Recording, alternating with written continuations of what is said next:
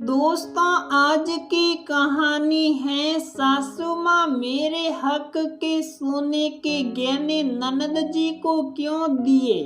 दोस्तों, कहानी शुरू करने से पहले अगर आपने हमारे चैनल को सब्सक्राइब नहीं किया है तो सब्सक्राइब कर लीजिए ताकि आपके पास पहुँचे हर नया वीडियो। सुजाता बिटिया, ये सोने के कंगन तुम रख लो अपने वसीयत में। इस घर में तुम्हारा नाम भी जुड़वा लेंगे। और हाँ, हमारी अलमारी में से जो साड़ियाँ तुम्हें पसंद हो ले जाना। भारी भारी साड़ी, लाल रंग की साड़ी कवर में सहेज कर रखे हैं। अब हमारा कोई भरोसा नहीं है कब भगवान को प्यारे हो जाए। भाई भाभी तुम्हें कुछ दे ना दे, इसलिए हम तुम्हें पहले ही दे देते हैं। आबाजी ने अपनी बेटी से कहा। सुजाता का मायका ससुराल एक ही शहर में था।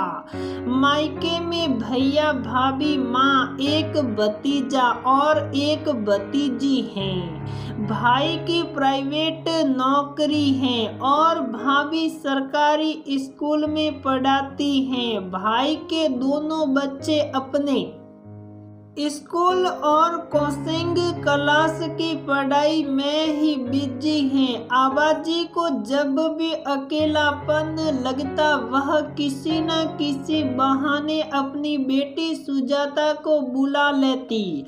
उसके ससुराल वाले भी खुले विचारों के हैं। वह बहू के ऊपर कोई रोक टोक नहीं लगाते हैं। अभी कुछ समय से आबाजी की तबीयत ठीक नहीं थी।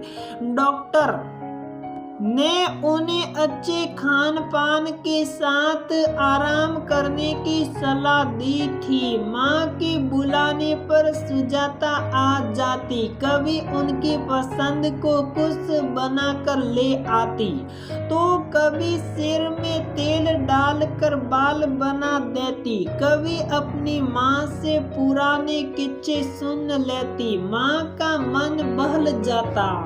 भाभी आरती को लगता सुजाता माँ की सेवा के बहाने बहला फुसला कर सब अपने नाम कर लेगी। इस कलयुग में जो लोग निस्वार्थ भाव से दिल से किसी की सेवा करते हैं तो लोग उन्हें शक की निगाह से देखते हैं।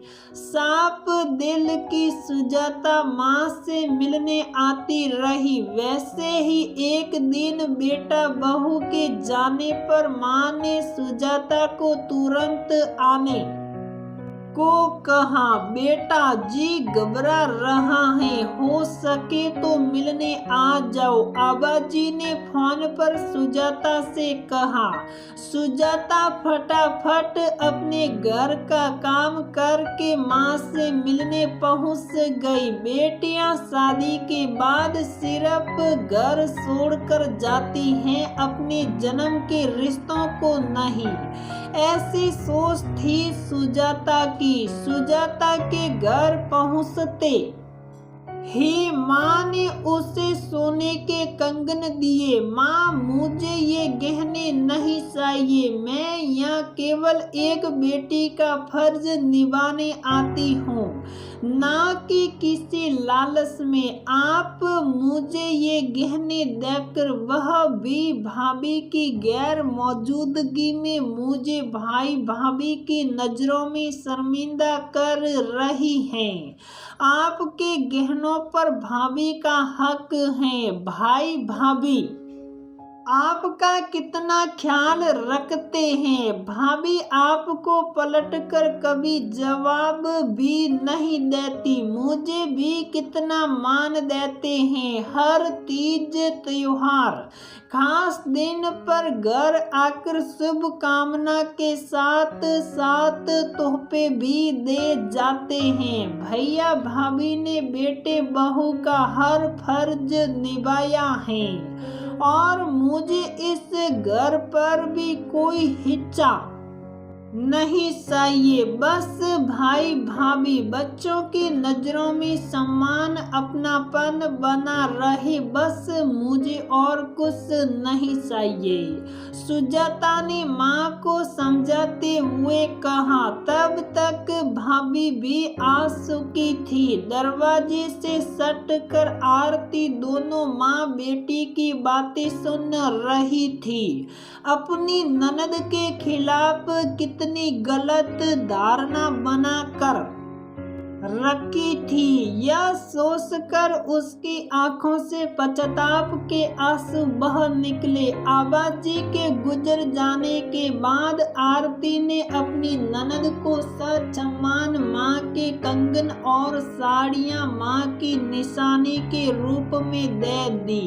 दोस्तों, कुछ अपवाद को छोड़ दिया जाए तो अधिकतर ननदों को मायके से सिर्फ भाई भाभी का प्यार और सम्मान ही चाहिए होता है। तो दोस्तों, हमारी ये कहानी यहीं पर समाप्त होती है।